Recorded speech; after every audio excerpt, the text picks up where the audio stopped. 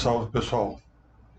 Vamos continuar a nossa curso sobre as 12 pedras coloridas. A busca do ser humano é a busca por significado. E a área de partículas elementares é uma área que, por definição, tem um significado maior dos processos físicos. Então, nós queremos agora introduzir essa busca por significado através, vamos dizer assim, do teatro O Cavaleiro Trinitário. Representa a nossa aula 7, provavelmente nossa penúltima aula. Qual é a questão? A questão é que, digamos, a física, ela tem que ver a natureza do alto de uma montanha. Nesse alto dessa montanha, encontrar o chamado imanifesto, as origens, aquilo que, a partir daquilo que as coisas vão se manifestar.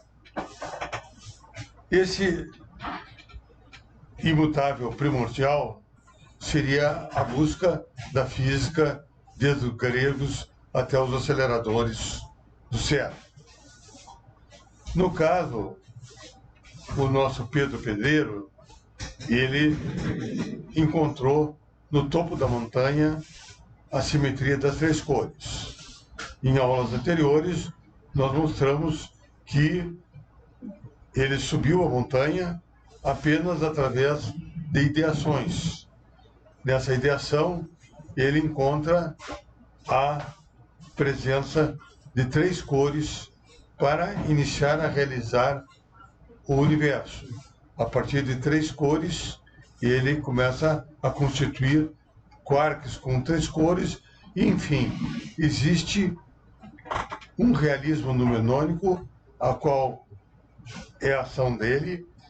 Ele diz, olha, apesar da cor ser uma coisa não observável, existe um realismo numenônico inserido nela. O que significa isso? Você sabe que tem quarks em três cores, você sabe que tem liberdade assintótica, você tem quarks com spin meio, com massa, enfim, apesar dos, volto a insistir, apesar dos quarks não serem observáveis diretamente, eles possuem um realismo numenônico. E esse realismo numenônico, Pedro foi suficientemente hábil para subir a montanha e encontrar lá em cima a simetria das três cores. Dessa maneira, ele recebe a coroação de ser um cavaleiro trinitário, alguém que, a partir do trino da trindade, vai a manifestar esse absoluto. Então, a questão do Pedro é justamente essa. Ele tem que manifestar o imanifesto, quer dizer, manifestar o imanifesto da simetria das três cores. O que significa isso? Que ele encontra um invariante, esse é um termo muito da física, para construir as contingências que significam a não permanência dos fenômenos físicos. Resumindo, Pedro diz, bom, o universo é uma manifestação de contingência vinda da simetria das três cores. Ele precisa, então, o desafio dele estará em descer essa montanha e, ao ir descendo, chegar embaixo, a chamada Terra dos Átomos, e desde a simetria dessa trindade das cores no alto da montanha até embaixo, ele está obrigado a construir um universo. E ele parte de que princípio? Isso é muito importante. Se a física busca pelos últimos significados, você tem que compreender, dentro do escrutínio da sua época, qual seria a última fronteira. Qual seria o limite, vamos chamar, civilizatório da física do universo. A última, segundo os aceleradores, a última realidade experimental está numa região abaixo de 10 a menos 19 metros, que é a região dos quarks a seguir. E essa região, além de ser a última fronteira vinda da cor, ainda apresenta uma nova característica, que é o confinamento. E o confinamento, ele introduz a realidade, um realismo numinônico a ser entendido. Então, Pedro entende perfeitamente que, digamos, ele necessita de quarks em 3 cores, spin meio, massa, liberdade assintótica, 6 sabores, 3 famílias e pentaquarks. Então, ele começa a dizer, bom, existe uma novela a ser escrita. Uma novela porque eu tenho um realismo numinônico. Isso aí não é metafísica.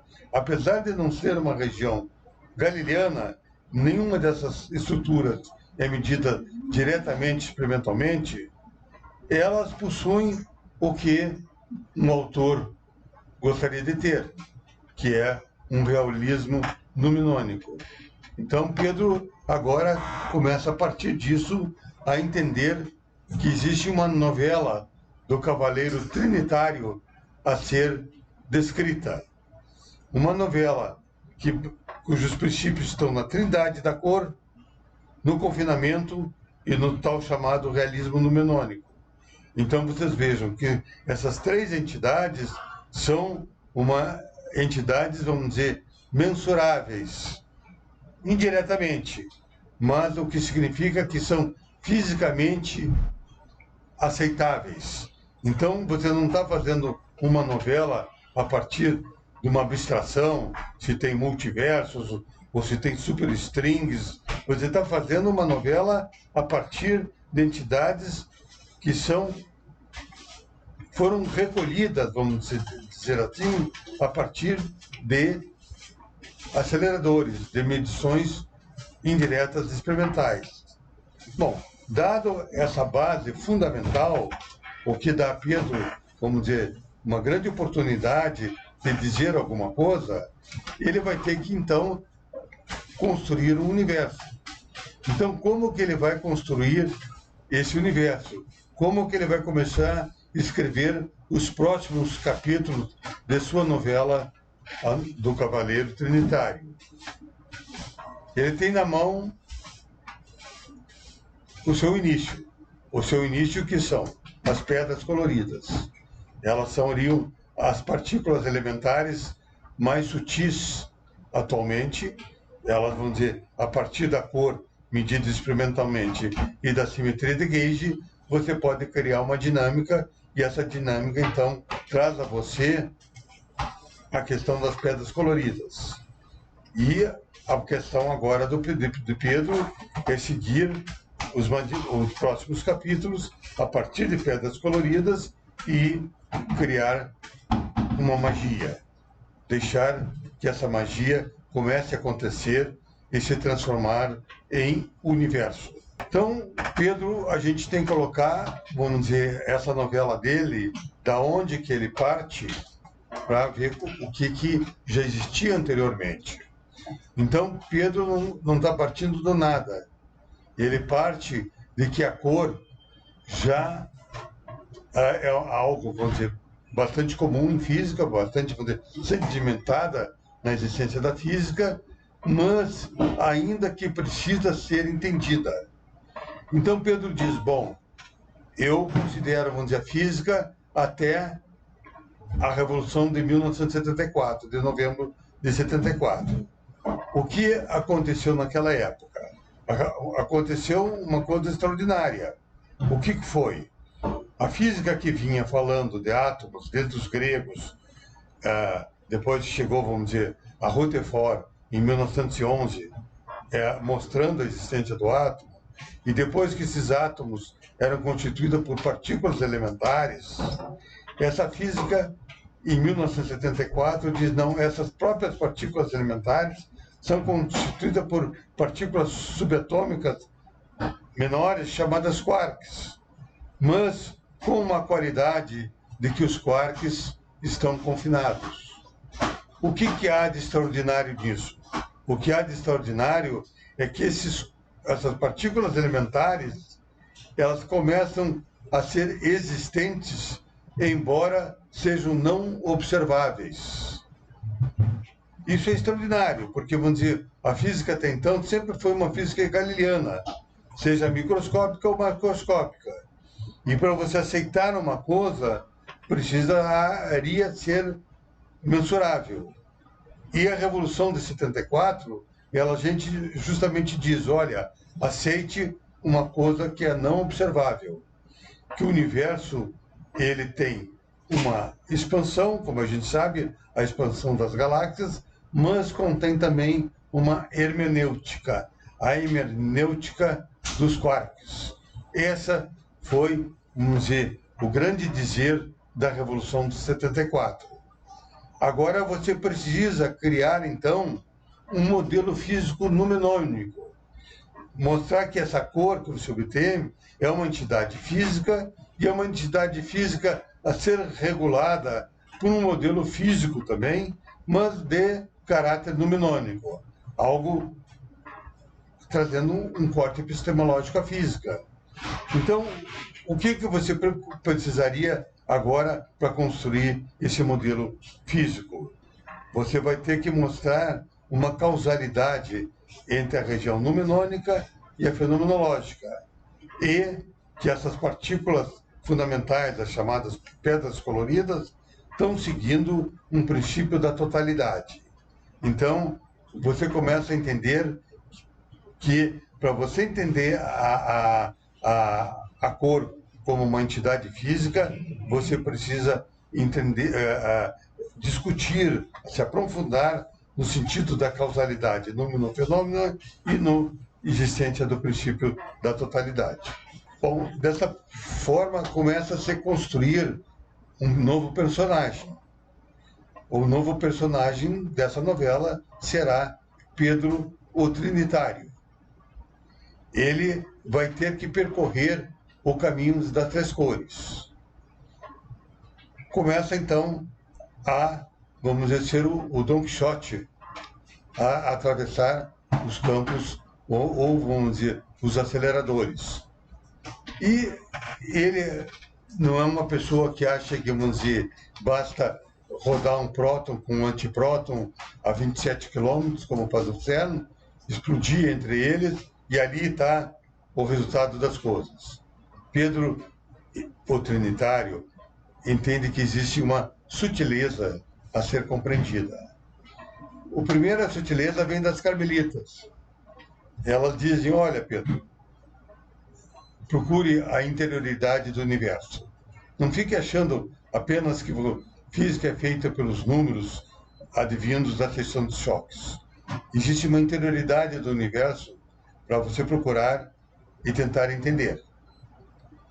Outro companheiro é Dr. Freud, que fala para Pedro, há mais do que uma interioridade, há um inconsciente na natureza. A natureza não é apenas, vamos dizer, átomos e planetas. Ela, antes disso, de se revelar esse mundo material, existe um inconsciente, algo não observável, que você vai ter que ver como é que esse inconsciente ele gera psiques. Entenda, diz Freud para Pedro, entenda as partículas e os planetas como psique sendo criadas a partir desse tal inconsciente a você tentar desvendar. Darwin já diz para ele o seguinte, olha, Pedro, nessa tua busca por sutileza, compreenda o sentido de evolução. As partículas elementares não são, nesse sentido, como está feito pelo Hector Faldway ou pelos modelos de quark de Gell-Mann e Zweig. Existe uma evolução das partículas elementares semelhante à evolução das espécies. Um elétron Hoje é um elétron como um lobo, hoje é um lobo. Mas existe uma evolução de espécies até chegar ao lobo. Da mesma maneira, veja que esqueletos existem anteriormente que foram formadores dos teus elétrons. Aparece também as figuras de Marx e Engels. Ele diz o seguinte: a física atualmente é muito povoada por equações, a economia também. E eles acham que, vamos dizer, só movimentos de variáveis do espaço-tempo é que trazem o significado das coisas. Antes dessas equações, você tem que entender a dialética dos acontecimentos. Lembre-se dos filósofos gregos que misturavam, vamos dizer, o calor com o frio e assim por diante. Na época, eles não tinham esse cabedal que nós temos hoje em dia de variáveis. Eles tinham que, vamos dizer, entender as coisas, digamos, sobre variáveis, vamos dizer, mais sutis, mas diante de um corpo dialético. Vamos dizer, para mim e para Engels, o importante, por exemplo, é a dialética entre capital e trabalho. Então, eu não fico escrevendo equações diferenciais. Antes disso, eu discuto essa dialética do capital e o trabalho agindo como opostos e complementares. Nesses conselhos, eu diria para você começar a entender essas pedras coloridas, como você colocou nessa caixinha, como opostos e complementos, como Yang e Ying. Então, seriam as estruturas mais fundamentais da natureza sobre uma dialética trinitária. Bom, ouvindo o conselho dessas pessoas que não são físicas e que não veem o mundo através de seção de choques e de números, Pedro começa a escrever. E ele começa a escrever, vamos dizer, a sua novela, entendendo que ele tem que perfazer uma lógica trinitária. Uma lógica trinitária baseada em 12 pedras coloridas. Então, essas 12 pedras coloridas são esses dois triângulos equiláteros superpostos que representam o significado de opostos e complementos. Então, Pedro, ele entende, vamos dizer, ele tem um princípio trinitário da onde devem sair as suas palavras e ações. Uma universalidade das três cores, que agora vai ser realizada pelo princípio da totalidade. Dessa maneira, Pedro, eu volto a dizer, ele parte de um logos, ele não parte de números, ele não parte de observações, ele conseguiu construir um logos trinitário e a partir dessa lógica ele vai então definindo a sua dialética das três cores, a sua teoria de grupo e a sua teoria de Gauge. Esses constituintes, vamos dizer, vão fazer ele ir descendo a montanha e construindo o tal universo que ele procura.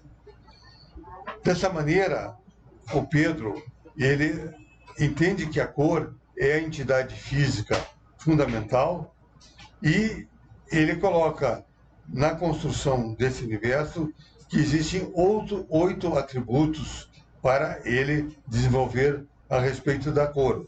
Seriam a sua universalidade, a sua hermenêutica, a sua dialética, a sua cinemática, advinda pela teoria de grupo, a sua dinâmica pela teoria de Gauge, um conceito de evolução de partículas elementares, assim como Darwin aconselhou, e observar que consistência que ele obtém.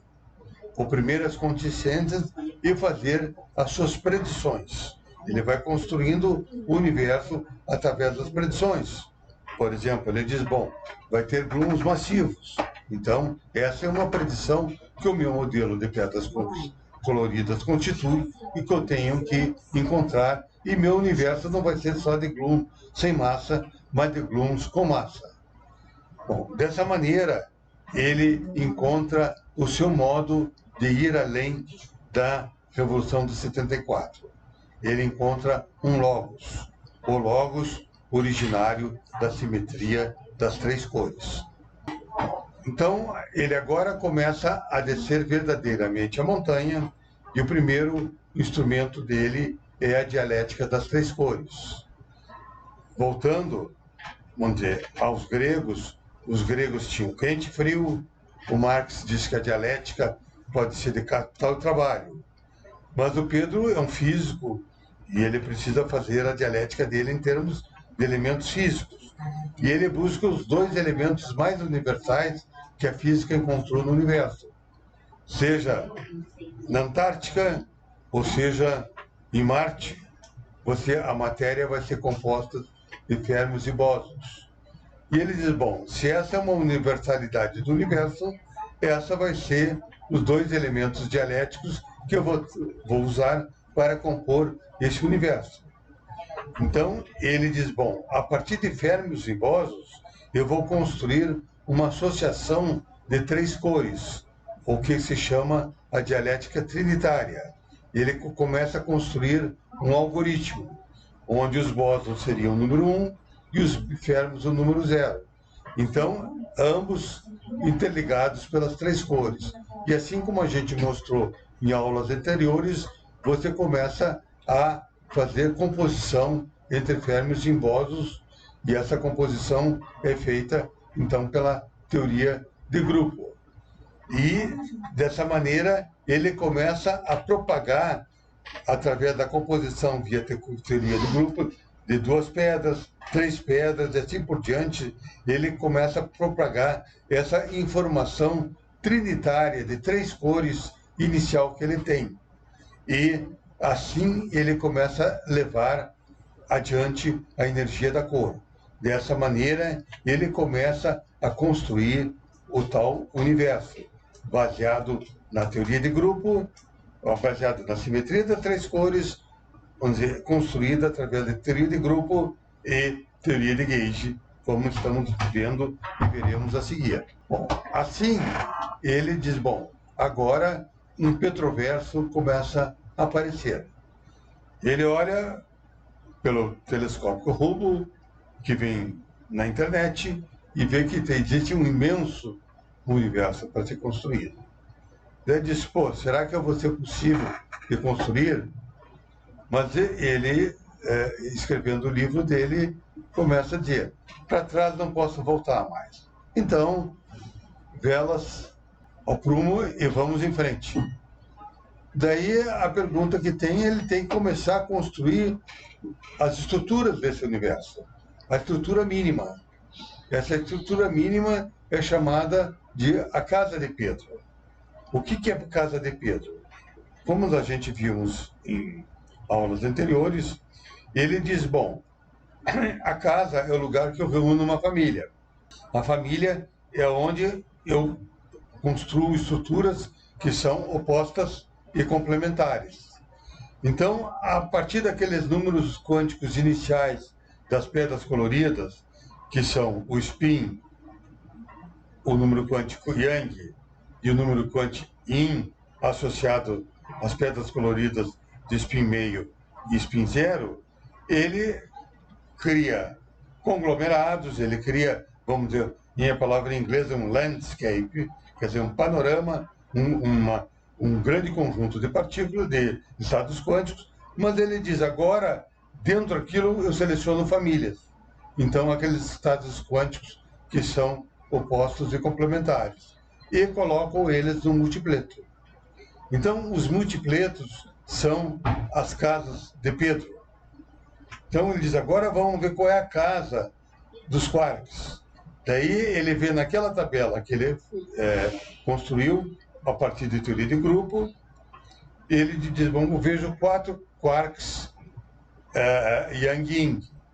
E esses quatro quarks Yang-Yin, ele coloca num multipleto 2 num Xi, e outro num Qi e no outro num Xi, como opostos e complementos cada um. E daí ele reúne esse Qi e Xi numa no multipleto. Então, essas que estão no multipleto são partículas, a gente chama de esqueletos ou partículas Yang-Yin, que seriam opostas e complementares. Então, ele conseguiu, a partir da simetria das três cores, disponibilizada via 12 pedras coloridas, reunir quarks numa família. Então, ele construiu a primeira família de quarks. Da mesma maneira, ele construi uma família eta e rho para os chamados também leptons Yang-Yin. Então, a eta ali é construída a partir de de uma partícula, de uma pedra colorida escalar e outra fermiônica. Dessa maneira, Pedro, vamos dizer, construiu uma casa fermiônica e uma casa leptônica. E essas casas, elas começam a fazer um bairro, porque elas são interligadas entre si, elas são vizinhas. Aquele Ki e Xi, ele é vizinho daquele eta e daquele rho, que formam um lepton. Por que eles são vizinhos? Eles são constituídos pelas mesmas 12 pedras, pelos mesmos spin-meios. Então, eles são construídos a partir daqueles números quânticos iniciais que definiram as pedras coloridas. Então, Pedro já começa não fazer um universo, mas um Pedro-verso. E aquele Pedro-verso tem casas, tem bairros, e ele pode continuar construindo. Então, o que Pedro começa a observar? Ele começa a observar que ele está diante de uma física dos conglomerados. Isso é fundamental, porque, vamos dizer, a física atual é uma física chamada reducionista. Você descobriu o elétron em 1897 com as propriedades dele, massa, carga, etc. Você descobre, vamos dizer, em 1932, você teria já o elétron, teria o fóton e teria o nêutron. Então, a partir dessas três partículas, você constrói toda a tabela periódica. Você constrói reducionisticamente. Mas Pedro começa a entender ao contrário. Aquelas casas de Pedro, elas vêm formando conglomerados. Então, ele nota que, digamos, a simetria das três cores, ela, na verdade, gera uma simetria de conjunto. As pedras coloridas não são uma, são 12. E elas agem em termos de conjunto, através de opostos e complementos. Então, Pedro começa a entender que ele tem que trabalhar com a noção de meio ambiente de campos, e não campos isolados. Então, ele começa a perceber que a física tem que sair da física reducionista para uma física onde o grupo de simetria, ele embebe uma família de campos. Então, um grupo de simetria não está associado apenas a um ou outro campo, mas a famílias de campos, como veremos a seguir. Conjuntos, associações determinadas por números quânticos. Então, ele introduz uma nova noção em física que é primordializar a noção de associação. As associações agora, os números quânticos, eles são derivados de associações. O universo, ele cresce como criando os tentáculos e não criando partículas.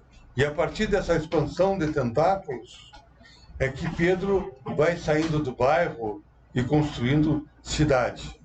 Quer dizer, aquele pequeno bairro que ele tinha começa a se desenvolver em conglomerados. Essa seria a tendência natural do universo. Então, veja bem, o universo não é construir, como às vezes fala-se no Big Bang, constrói elétron, constrói quark e assim por diante, e daí começa a se formar as coisas. Não, o universo começa a expandir-se através de conglomerados. E aqueles conglomerados é que vão gerando as partículas e a matéria. Então, o universo ele é uma expansão por conglomerados. A partir do conglomerado primordial, que são as 12 pedras coloridas, você vai indo, construindo os bairros, cidades ali, Pedro, até os agrupamentos galácticos. Então, essa é uma nova linha de pensamento, uma nova perspectiva de construção dos fenômenos físicos, certo? E qual é a sustentação conceitual que permite essa física dos conglomerados, da expansão por conglomerados? É, a existência do confinamento. O confinamento tira a física de aquela visão de, que nem cortando cebola, como a gente fala, e pegando os últimos constituintes. Não pode, você não pode ter, não tem mais último constituinte. Daí você volta a tua visão para o outro lado e vê a questão do confinamento, do todo. A outra questão para os conglomerados é que você nota, vamos dizer, heuristicamente, que a natureza gera padrões. A natureza, uma estrutura, um mecanismo da natureza é o de gerar padrões e fazer cópias. Então, a natureza faz cópias de sistemas planetários, faz cópias de animais e assim por diante. Então, a natureza ela tem uma fisicidade que é a de padrões e repetições. Bom, então Pedro ele entendeu que ele está diante de uma física dos conglomerados. Ele precisa assumi-la e interpretá-la. Então, o seu Petroverso não é nada mais do que uma expansão de conglomerados. Mas daí traz uma discussão fundamental, que é a discussão o que é elementaridade. Então, nós devemos entender que existem duas epistemologias para se compreender sobre elementaridade. A primeira é a reducionista. É aquela que se diz, as coisas são feitas juntando as partes. É como é famoso nas bonecas russas matrióticas. Você vai colocando uma sobre a outra e vai constituindo as coisas. Ou um Lego, você pega as bases e vai construindo as coisas. Então, isso se chama a visão reducionista. Mas existe uma outra visão que se chamaria a antirreducionista. O que significa antirreducionismo? Significa que o todo é mais primitivo do que as partes. As partes são originadas a partir de um todo. E o exemplo típico é na biologia, na célula. A célula, os elementos constituintes da célula são são em função daquela membrana, daquele conjunto a qual a célula tem o seu significado. A gente pode talvez dizer também que na geologia é o clima que gera os rios, e não o rio que gera o clima e assim por diante. Então, a gente tem que ver que existe uma noção de elementaridade ou advinda das partes ou do todo. Então, Pedro, nos seus escritos, ele tem que discutir sobre a questão se a natureza é constituída por blocos ou por conjuntos. Se ele deve construir o seu Petroverso de uma maneira atomista ou construtivista. Então ele resolve escrever mais um pouco para as pessoas que estão lendo sobre a questão do atomismo, que o sistema atual da física é um sistema que privilegia o atomismo. Isso é uma história longa, repetindo, que vem desde Leucipo e Demócrito, da Grécia Antiga, no século V a.C. Depois Épicuro reforçou como neoplatônico, no século III a.C., e na Roma Antiga, os famosos poemas de Hero Novarum de Lucrécius, a questão do atomismo veio à tona. Então, vocês observem que antigamente as pessoas não tinham equações e nem tinham experimentos, mas tinham palavras. E, através de palavras, eles escreveram conceitos, poemas, enaltecendo o significado de atomismo. Mas assim caminhou o homem. Nunca tudo é igual. Existem escolas de pensamento. E na própria Grécia Antiga, a questão do construtivismo já era evidenciada através de Anaxágoras, no século entre 500 e 428 a.C. Ele dizia que existia o conceito que chamava-se de homeomerias, ou sementes, a partir de sementes que seriam as coisas construídas. Então, ele não era um atomista, ele já trazia o bojo da questão construtivista. Então, essa elementaridade do meu caro Watson, certo? Ela é uma discussão antiga entre atomismo e construtivismo. Mas Pedro, ele pergunta para o Watson como é que fica a individuação construtivista. E a resposta sempre: it's elementar, Peter. Bom, Pedro também não recebeu uma resposta, mas ele tem que continuar escrevendo, e ele vê a figura dessas matrióticas. E ele diz: está tudo errado, tem que inverter. O construtivismo, ele tem que ser enaltecido. Nós temos hoje em dia o confinamento, nós temos os padrões para suportar essa escola construtivista. Nós temos que entender que a natureza cria e copia padrões e que os átomos têm que ser substituídos pelas sementes. Então Pedro se torna um anaxasorista moderno. E ele diz o seguinte: nós temos que mudar as coisas. Nós temos que mudar. E Pedro, vamos dizer, agora ele não está discutindo sobre cor mais, sobre se a cor é a origem do universo, não. Ele já deu passos adiante, ou em termos de novela, capítulos adiante, e agora ele está no capítulo da individuação construtivista. E ele diz: agora eu tenho que escrever lagrangianas construtivistas.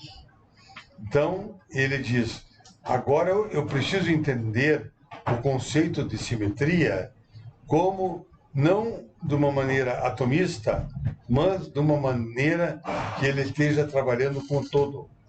A simetria das três cores e do grupo de Lorentz, que é a invariância da luz, serem formadoras de conjuntos.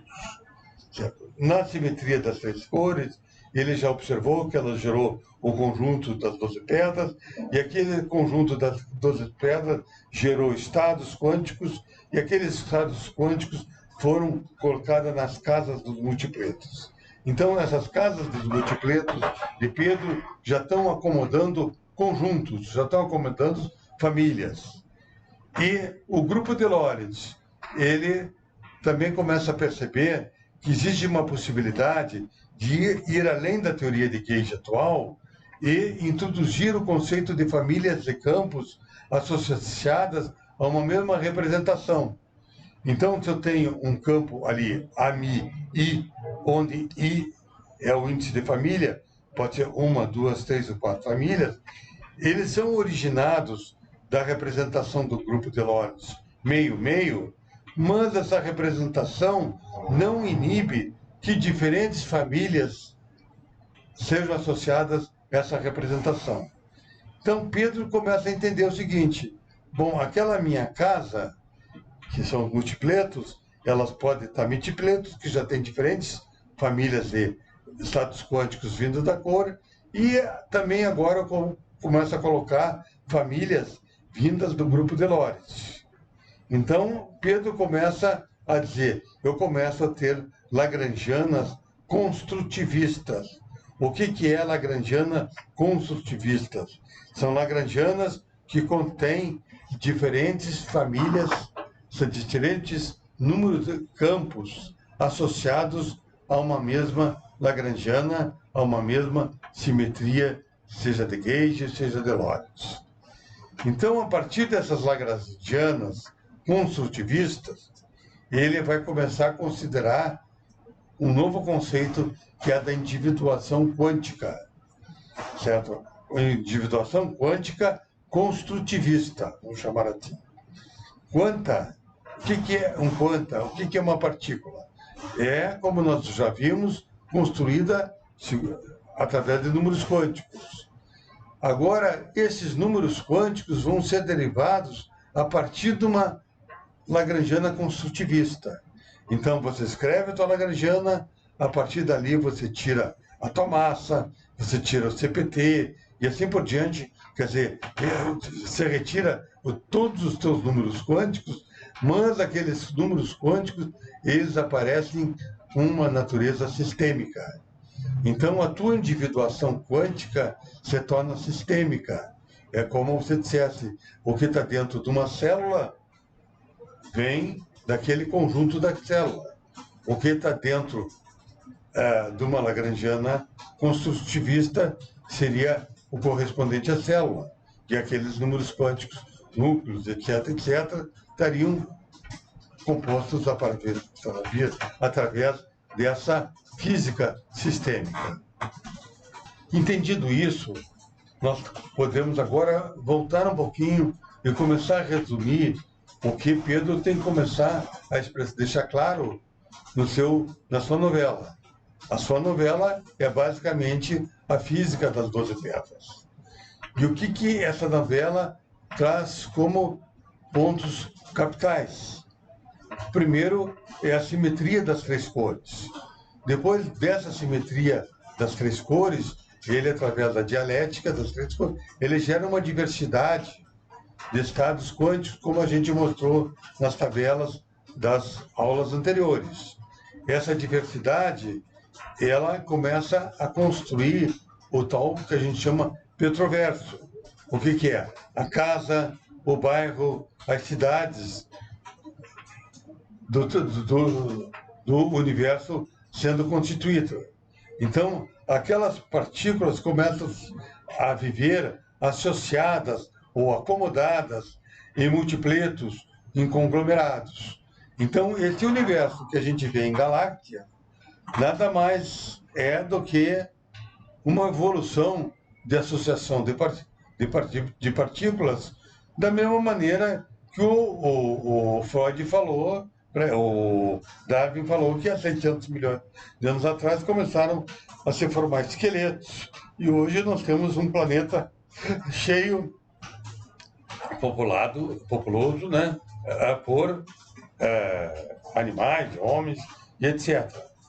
Então, Pedro, nessa física das partículas das 12 pedras, ele entende que essa física é da evolução e da individuação construtivista. A essência de Pedro é agora buscar lagrangianas de natureza construtivistas capazes de promover formações de conjuntos, onde os números quânticos eles geram conjuntos e depois partículas. Então Pedro estaria fazendo, vamos chamar, um upside down na física atual, invertendo de cima para baixo. Em vez de as partículas serem formadas por números quânticos, os números quânticos são formados, geram conjunto primeiro e depois que vão gerar partículas. Certo? Essa é a visão que Pedro tem que participar. Então, aquela cor inicial, que ele, vamos dizer, no início dele, após a Revolução de 74, ele diz, bom, passo adiante da Revolução, de novembro de 1974 é entender a cor como uma entidade física, assim como se entende massa ou como se entende spin, agora eu tenho que começar a entender que essa cor, que a gente antes era numenônica, e do número tinha que fazer fenômeno, etc., agora ela tem que sair não apenas de número para fenômeno, mas de reducionista, da ideia reducionista para a de totalidade. Então, a cor tem que seguir o princípio da totalidade. Essa é a nova visão do universo. Então, Pedro volta a colocar na mesinha de trabalho dele a imagem de Ouroboros, que é essa cobra. Isso aí provavelmente seja um símbolo que venha do Egito Antigo ou antes, que significa quando a cobra morde o rabo, você cria a noção de totalidade.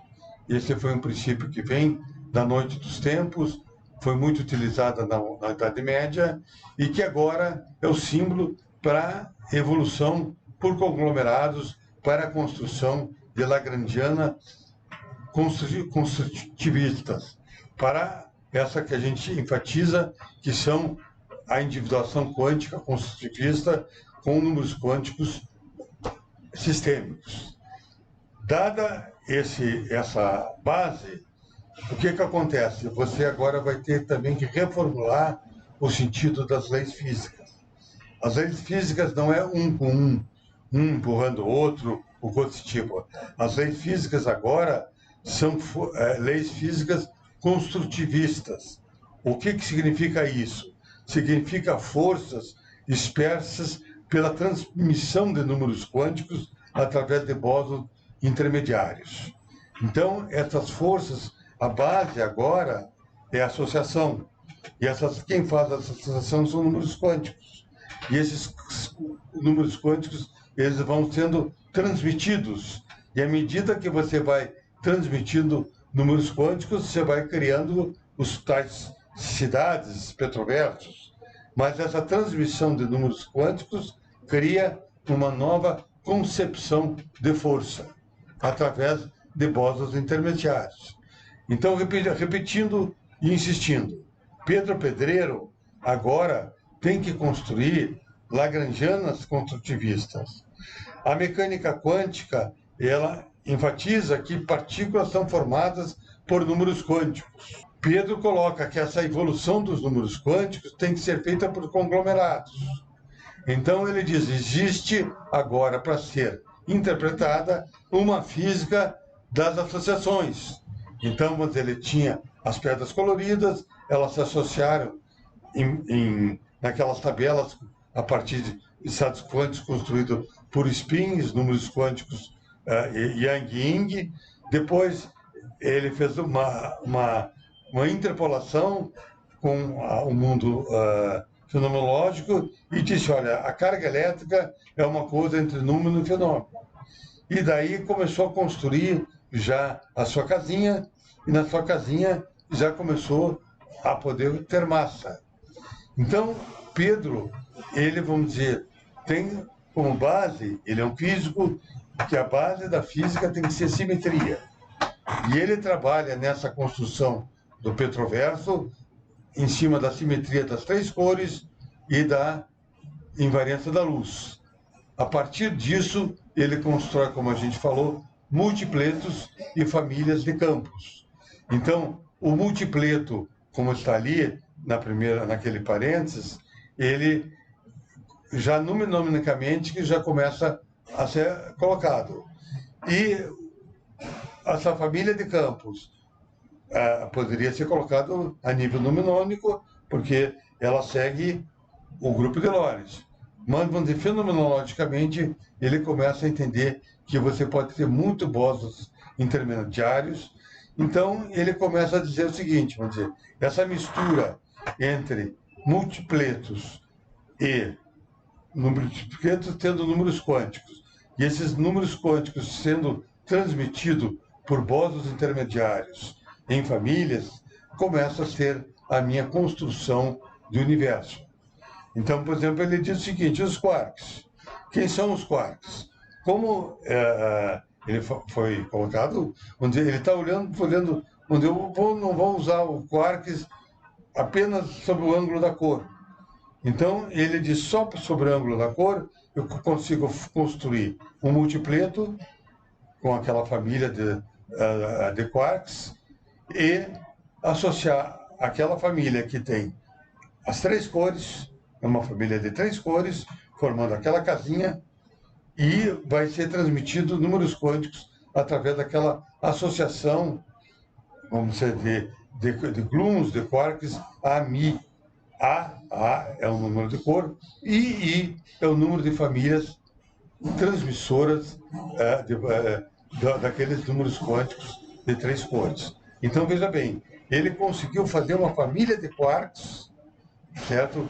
A partir de três cores, e transmitindo aquelas três cores, a qual será feita através das teorias de Gauge. Bom, Pedro fez igual a Alice. Ele atravessou o espelho.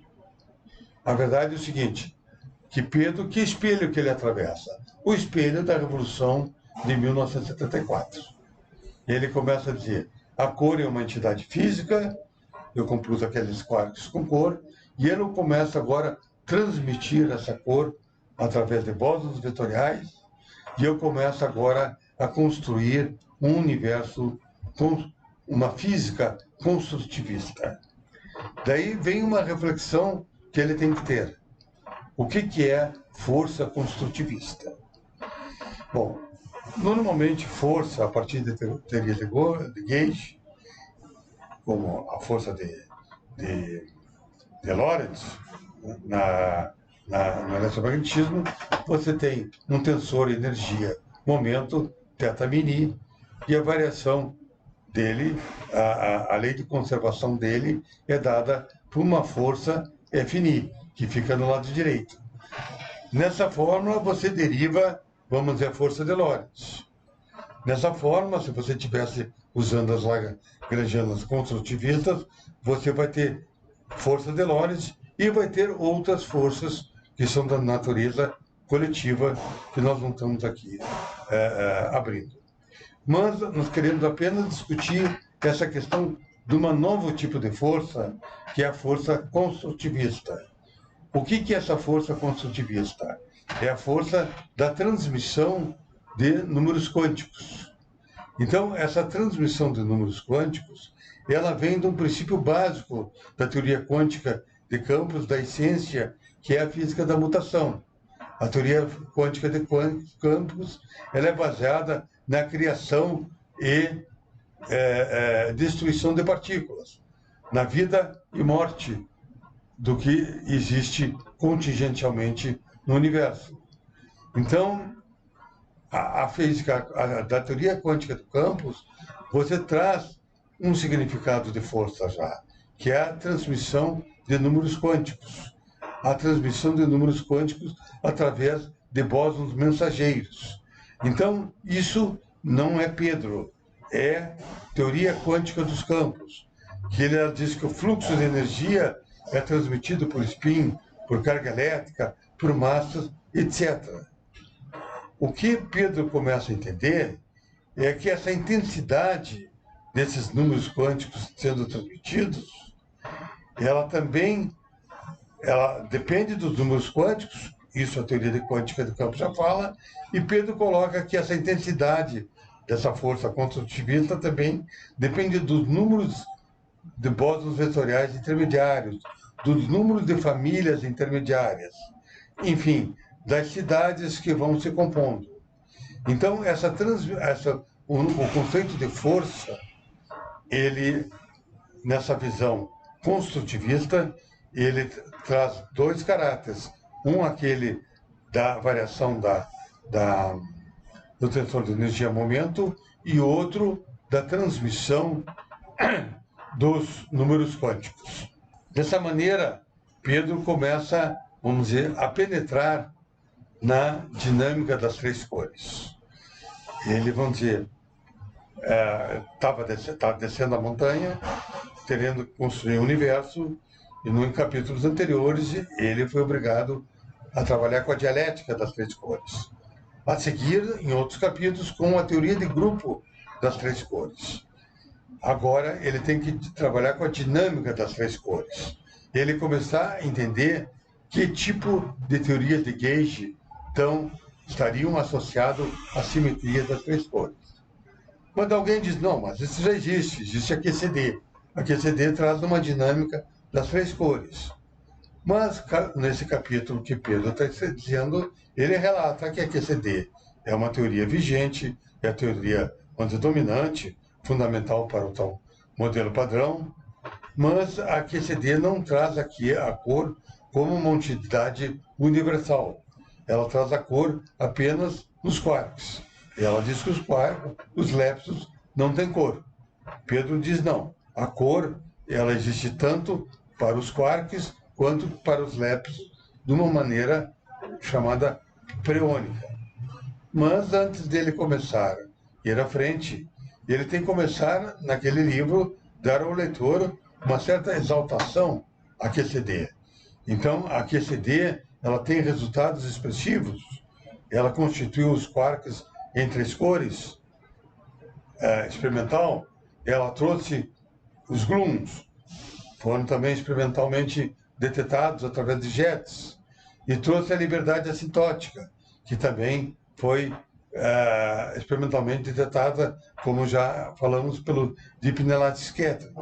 Então, a QCD é uma teoria, vamos dizer, constituída, não é uma teoria para você dizer cai fora, vagabundo.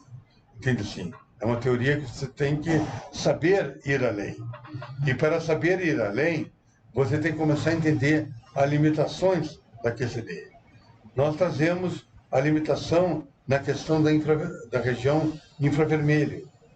Então, foi estudado pelo professor Taylor e seu grupo em Cambridge o espalhamento do quark, o antiquark, que obteve-se uma seção de choque a altas energias proporcional a 1 menos beta vezes logaritmo de 1 menos beta.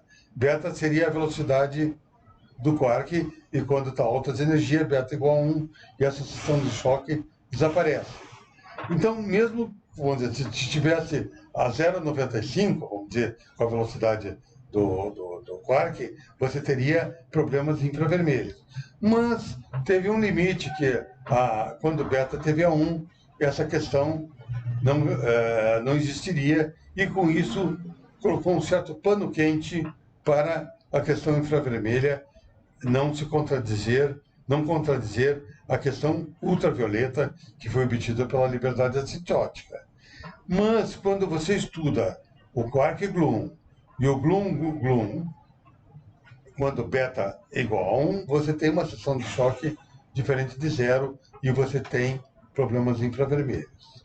Então, discutir sempre uma teoria é a mesma coisa você está dizendo se uma mulher é bonita ou não. Às vezes, você acaba dizendo que ela não tem um nariz que deveria ter. Diziam que a Cleópatra não tinha um nariz bonito. Enfim, você sempre, quando está com um modelo, tem gente construtiva e tem gente chata. Os chatos são aqueles caras que ficam vendo que a mulher não é muito bonita. Mas existem coisas que você tem que também entender relevantes. Essas são as consistências. Então, a QCD tem problema infravermelho ou não tem problema infravermelho? A questão é o seguinte, são cálculos. E se na região, quando beta é igual a 1, é diferente de zero, ela não é uma teoria consistente.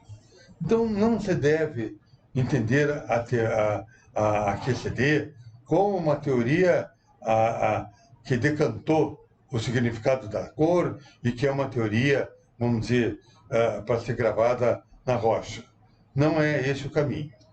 Mas a questão de Pedro é justamente entender que a questão de lagrangianas construtivistas, lagrangianas que você intermedia aqueles números quânticos através de famílias. de bósons intermediários. Então Pedro coloca uma proposta. Se você tivesse uma transformação não abeliana, com aquele a linha Mi, I, onde I igual a 1 a N, onde N são as famílias, e U seria o grupo de simetria, no caso um grupo com as matrizes TA sendo os geradores de Gelman, você pode, aquela fórmula de transformação, que é a base de uma teoria não abeliana, ser estendida para famílias de campo se transformando sobre o mesmo grupo, vamos dizer, DSO3 color. E você pode provar diferentes provas vindo de Kaluza-Klein, Feiberg-Brandl, supersimetria, sigma-modo, grau de liberdade. Então, aquilo ali é um fato. Você pode ter uma teoria de gauge para diferentes famílias. Bom, e Pedro começa a estudar a teoria de gauge e vê que ela tem consistência. É hamiltoniana positiva definida, é renormalizável, é unitária. Então Pedro começa a dizer, bom, se eu tenho essa possibilidade, essas famílias, elas me permitem introduzir gluons massivos. Então eu não estou aqui a discutir se a QCD é perfeita ou não é perfeita. Ele levantou o seu problema a QCD, mas ele diz que existe algo novo a ser introduzido na fenomenologia do mundo da cor, que são gluons massivos. Então, os gluons não apenas têm gluons sem massa, mas teriam gluons massivos. Mas por que, Jacaré? Perguntaria o nosso presidente. Como você sabe, o perigo, segundo o nosso presidente, é você tomar um remédio e se transformar em jacaré. Será que Pedro não está seguindo o mesmo caminho? Será que botar gluon massivo é uma coisa desnecessária? É uma pergunta. Bom, como é que Pedro responde? Ele diz o seguinte, vocês olhando o gráfico do lado, você tem um quark D com J, é um índice de cor, então quark D com 3 cores, que se transforma num quark U com uma outra 3 cores dada por I, e aquele VJ é uma matriz de transformação das cores. Então o quark colorido D vai no quark U e ejeta um W. Daí Pedro diz o seguinte, bom, e esse W? Esse W, daí o mundo oficial, esse W, ele é interação fraca. Então, ele tem que ter uma lagrangiana para interação fraca. Ele seria não um gluon massivo, mas um W carregado e massivo. Pedro diz, não, a gente pode tentar fazer uma coisa mais simples. Você, em vez de ser W, você unir ele ser não uma outra partícula, mas ele ser um gluon massivo carregado. Então Pedro diz o seguinte, olha, eu consegui, através das 12 pedras, construir minha casinha. A minha casinha o que é? Aquele quark U e aquele quark D com cores diferentes. E aquela casinha, ela começa a trocar cores, cargas e massas, como essa figura está mostrando. O quark D vai no quark U. Mas Pedro diz o seguinte, só que em vez do W, que a física atual coloca como uma outra partícula sem cor, massiva, etc., porque tem interação fraca, o Pedro diz, não, eu tenho um quadruplete de gluons. Um AMI, que é o gluon usual, outro UMI, que é com massa, e outro gluons VMI, que seriam carregados. Então, teria 4 tipos de gluons, trocando cores, o cores está no índice A, trocando cargas, que está no mais ou menos, e trocando massa, que esse UMI e o VMI seriam gluons carregando massa. Então, Pedro diz, essa seria um modo de unir interação forte e fraca, através de um quadruplete de gluons. Então, Pedro diz, eu preciso agora começar a montar uma lagrangiana construtivista, contendo 4 tipos de gluons e, então, como uma nova perspectiva para ser entendida experimentalmente. Daí ele deixa a seguinte pergunta para o CERN. Em vez de vocês estarem dizendo que existe QCD e interação fraca intermediada por W e Gs, por que não existem gluon massivos e carregados? Bom, essa é a constatação de Pedro. Então, Pedro, ele, digamos, está escrevendo o seu livro e ele começa a dizer: existe uma novela das três cores. Uma novela que tem personagens. Esses personagens são as pedras coloridas. E elas são dois personagens que, digamos, não é o Romeu e Julieta, mas é férmions e bósons. Os férmions como psi e os bósons como φ. Então, eles têm 1, 2, 3, porque são três cores. Então, esses personagens, eles são personagens frutos da universalidade da cor. Então, a novela de Pedro é uma novela sobre a universalidade da cor. Ele quer mostrar para a Revolução de 74 que faltou entender a universalidade da cor. E essa universalidade da cor, ele vai escrever a novela em termos de personagens, que são esse φ e esse psi, que são as pedras coloridas bosônicas e fermiônicas. A gente chama personagem e os físicos matemáticos gostam de chamar variáveis de uma equação. Então, essas variáveis da equação, elas se compõem. Então, esses personagens, vamos dizer, eles sempre estão dialeticamente se compondo.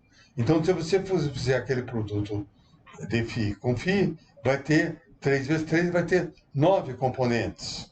9 componentes, 3 serão quarks intempletos e 6 serão quarks em sexteto. Então, esses personagens já se unem e já começam, vamos dizer, a fazer cachorrinho. Então, um cachorrinho habitar na casa é quark intempleto e outro quark em sexteto.